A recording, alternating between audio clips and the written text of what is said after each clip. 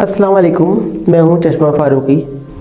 आज मैं जिस कहानी को लेकर हाजिर हुई हूं आपके सामने, आपको ये लगेगा कि शायद मैं गलत बयानी कर रही हूं, लेकिन बात दरअसल यही है कि हमारी सरकार की तरफ से भी चाइल्ड लेबर के लिए सख्ती से मनाही है। उसके बावजूद भी कई घरों में या फिर होटलों में मैं देखती हूँ कि बच्चों से काम उसी तरह से करवाया जाता है जिससे जो एक उनसे नहीं कराना चाहिए। जो बच्चों की उम्र होती है वो उनके पढ़ने की होती है, उनके खेलने की होती है, उनके खाने पीने की होती है। एक सुकून पुरसुकून ज़िंदगी उनकी होनी चाहिए।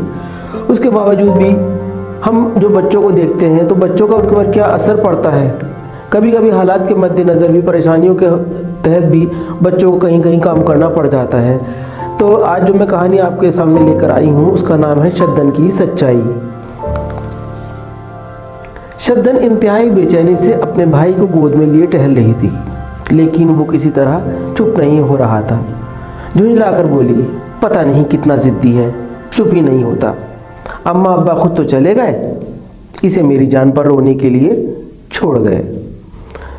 2 दिन नागा करने के बाद शद्दन आज बेगम खालिद के घर आई थी। यहाँ आना उसकी मजबूरी थी। खाने पीने का कोई इंतज़ाम नहीं था। कोई रिश्तेदार भी ऐसा नहीं था कि इन दोनों को अपना लेता। बुरे वक्त में तो साया भी साथ छोड़ देता है। गुर्बत और छोटे भाई की जिम्मेदारी को देखते हुए उसने अपनी माँ की जगह पर काम करने के लिए खुद को तरजीह दी और यहाँ बतौर मुलाजमा काम करने लगी। बेगम खालिद अच्छे ख़ानदान से ताल्लुक़ रखती थी। रुपए पैसे की भी कोई कमी नहीं थी। उनके शौहर खालिद साहब एक बेहतरीन इंजीनियर थे। शद्दन को देखते ही बेगम खालिद का पारा चढ़ गया। वो सख्त मिजाज की थीं। फिर वो शद्दन जैसे गरीब और निचले तबके के लोगों को नफ़रत की हद तक रखती थीं। इस मयार के लोगों से उनका ताल्लुक़ सिर्फ काम की हद तक होता था। वो छोटे बच्चों से भी काम कराने में कोई आर गुरेज महसूस नहीं करती थी। बेगम खालिद की तरबियत ही कुछ ऐसे माहौल में हुई थी, गलती उनकी भी नहीं थी। अपने नौकरों के साथ उनका बर्ताव जालिमाना हद तक रहता था। उनका ख्याल था कि ये गरीब तबका बड़ा ज़लील होता है, ज़रा सा लगाने पर सर पर चढ़ जाता है। शद्दन का 3 साला भाई बुखार की शिद्दत से तप रहा था। उसने मासूम भाई को बावर्ची खाने के पास बने जीने के नीचे बिछी चटाई पर लिटा दिया और अपने काम में जुट गई। शद्दन इंतहाई खामोश और मुस्तैदी से हर काम करती थी, लेकिन उसकी ज़रा सी लर्जिश और भूल चूक पर बेगम खालिद उसे बुरी तरह झाड़ देती थी। इत्तफाक से आज ही बेगम खालिद का 2 साला बच्चा भी काफ़ी बीमार था। बेचारी शद्दन अपने भाई को छोड़कर उनके लाडले को बहलाने लगी, फिर उसे लुटाकर अपने काम में लग गई। काम से फारिग होने के बाद शद्दन ने बेगम साहिबा से बहुत ही लजाजत भरे अंदाज में अपने भाई की दवा के लिए कुछ रुपए उधार मांगे, लेकिन बेगम साहिबा ने उसे झड़क दिया।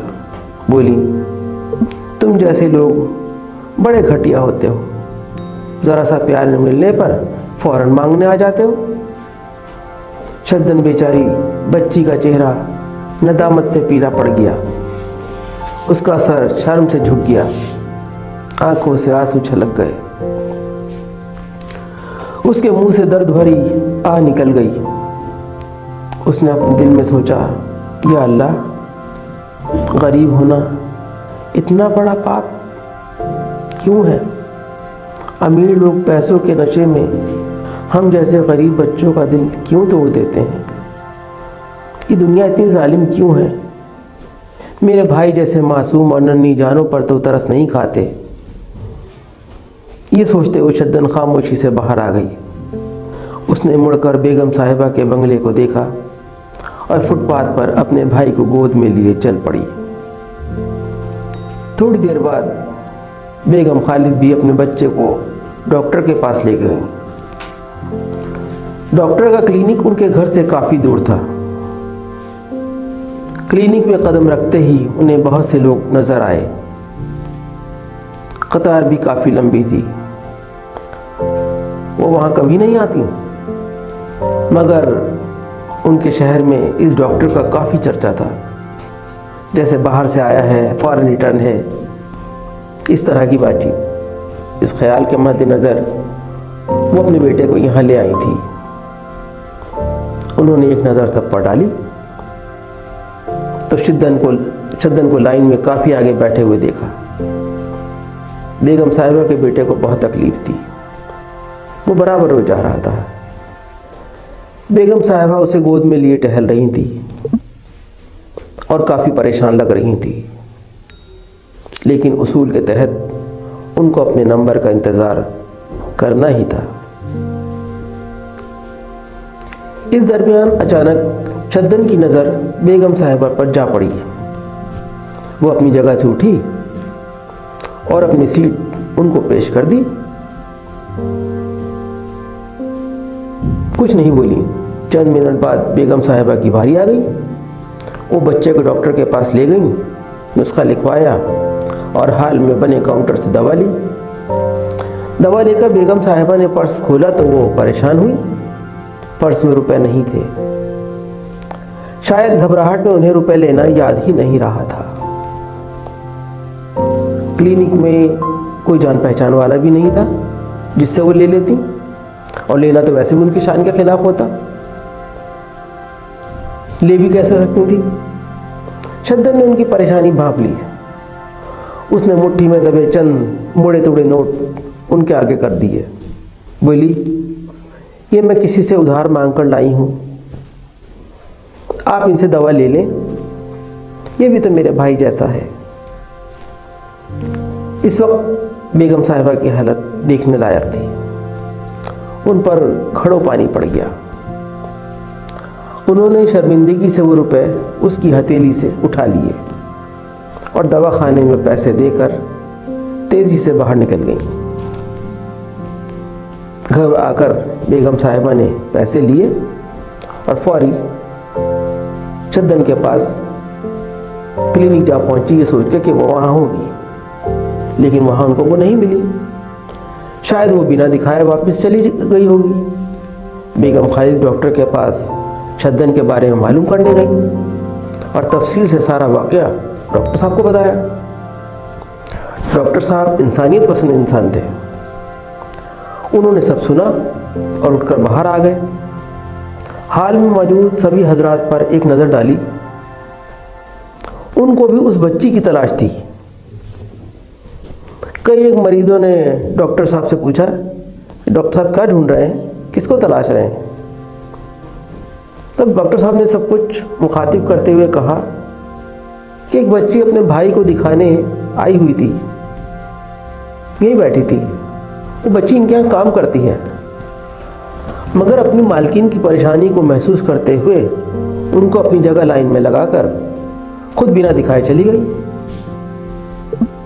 आप सब ये गौर करें कि बेचारी यतीम शद्दन के वालिदैन ने अपने बच्चों की तरबियत तो बहुत अच्छी की थी, मगर गुर्बत की वजह से बेचारे उसे तालीम नहीं दिला सके। मेरी आप सबसे गुजारिश है, क्या ऐसे गरीब, अनाथ, यतीम बच्चों को लावलद हजरात गोद ले लें और उनकी तालीम और तरबियत का इंतज़ाम कर दें, तो एक नए मुआशरे की तश्कील मुमकिन है। मैं सोचता हूँ आमतौर पर बच्चों में शऊर बराए अमल होता है। वो जानते हैं और करते भी हैं, जबकि माशरे के गैर जिम्मेदार अफराद उस पर जानने के बावजूद अमल नहीं करते। अगर हम बाशऊर हजरात इस मामले में कदम बढ़ाएं तो कुछ बच्चों की ज़िंदगी संवर सकती है और वो अपनी मंजिल पर पहुंच सकते हैं। अगली सुबह उस गरीब नौकरानी भी यानी शद्दन के आला और बुलंद किरदार के बाइस बेगम साहिबा के मिजाज में तब्दीली आ चुकी थी। वो उन दोनों को गोद लेने का फैसला कर चुकी थी। और उनको अपना चुकी थी। उन्होंने सोच लिया था कि आज से मेरे पास एक बच्चा नहीं बल्कि मेरे पास 3 बच्चे होंगे। काश हर इंसान में बदलाव आ जाए तो हमारे समाज में, हमारे माशरे में गरीब और परेशान बच्चों की ज़िंदगी संवर सकती है। बहुत शुक्रिया।